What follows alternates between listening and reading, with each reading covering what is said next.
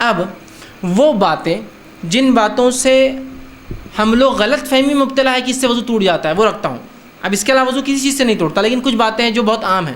پہلی چیز، شک سے کیا وضو ٹوٹ جاتا ہے؟ لوگ پوچھتے ہیں. تو شک سے وضو نہیں ٹوٹتا ہے، یقین سے وضو ٹوٹتا ہے. اسلام میں کوئی بھی عبادت شک کی بنیاد پہ ضائع نہیں ہوتی ہے. وضو عبادت ہے تو شک کی بنیاد پہ وضو نہیں ٹوٹتا.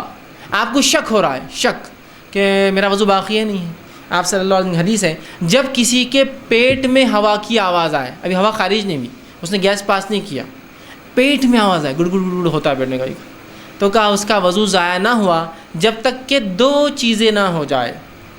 ایک، آواز نہ آ جائے، ظاہری آواز، پیٹ میں الگ آواز ہوتی، دوسرا بدبو نہ آ جائے، جب تک وضو نہیں ٹوٹا. سمجھ رہے آپ؟ کسی انسان کا شک میں وضو نہیں ٹوٹتا ہے. ہم میں سے بہت سے لوگ صرف شک میں وضو توڑ دیتے، ارے یار کچھ تو بھی ہوا، یقین نہیں ہے تو مت، وضو نہیں ٹوٹا آپ کا. پہلی چیز، شک سے وضو نہیں ٹوٹتا.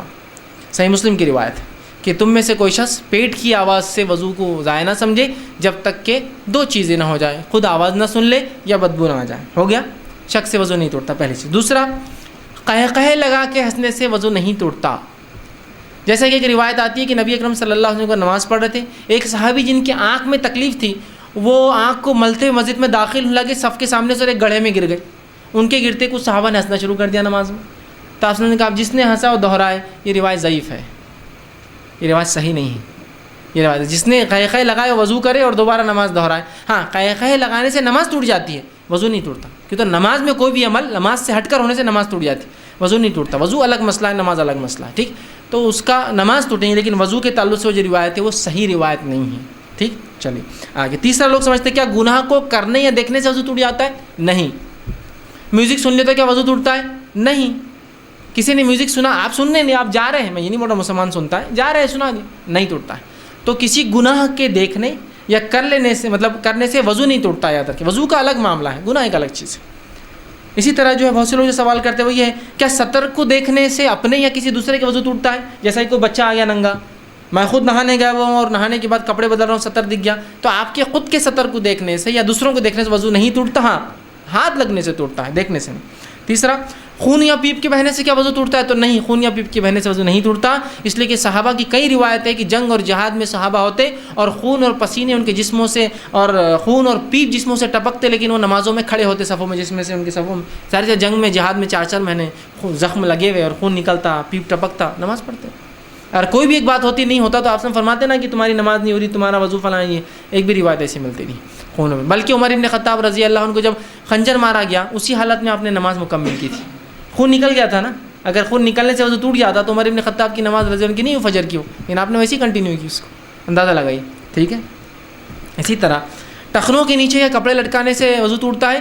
ٹخنوں سے نیچے کپڑے لٹکانا ایک گناہ ہے، سنگین گناہ ہے، گناہ کبیرہ ہے، لیکن اس سے وضو کا تعلق نہیں. یاد رکھیں، وہ روایت جو آتی ہے جس نے اپنے نیزار کو ٹخنوں سے نیچے لٹکا اس کا وضو نہیں، وہ روایت ضعیف ہے. یاد رکھیں، علامہ ناصر الالبانی نے پہلے اس کو انشاءاللہ حسن کہا تھا، لیکن بعد میں اپنی تصنیف میں انہوں نے اس کو ضعیف کہا. تو لہٰذا ٹخنوں سے نیچے کپڑے لٹکنا گناہ ہے، لیکن اس سے وضو کا تعلق نہیں ہے. اسی طرح منہ بھر کر خے کرنے سے کیا وضو ٹوٹتا ہے؟ تو نہیں، منہ بھر کر تھوڑی خے یا خے کرنے سے وضو نہیں ٹوٹتا. یاد رکھیں. ٹھیک.